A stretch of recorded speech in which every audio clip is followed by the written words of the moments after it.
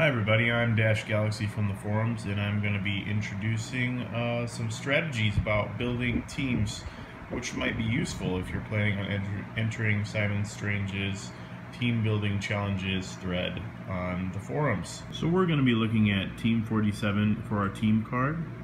It has a significant bonus to Fortitude, that's 3 Fortitude, and it has a very interesting power here. If an inactive kaiju refuses your challenge, your active character gains 2 ferocity and may immediately attack that team's active character. This changes the game quite a bit because normally challenges are generally ignored. But in this case, there might be reasons to do challenges more often for both sides. Although I opted for a different kaiju in my post on the forums, I'm going to use Bubbles for the sake of this video. Then we also have Atelis, Brontopteryx, and Kiora.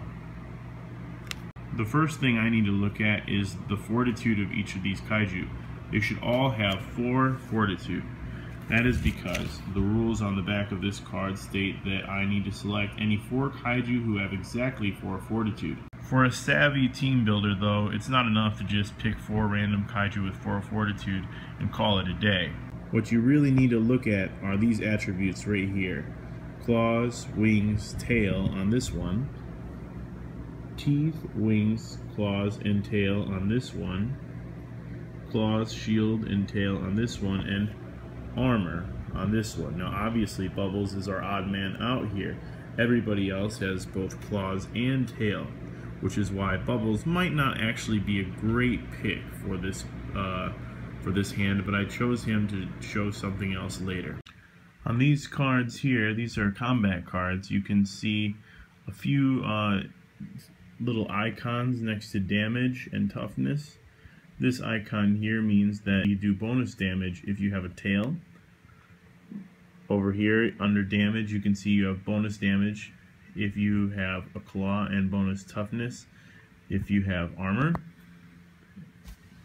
more claw bonuses here, also shield and armor, and a bevy of bonuses right here. And the last thing to mention is of course powers. Here's Atelis' power. When Atelis takes damage, she may draw 3 cards and discard 1. This is very useful in combat. Every time you take a hit, you get 3 new cards and you get to discard 1. That's very powerful. Then you have this one. All players deal -1 damage with any skilled attack.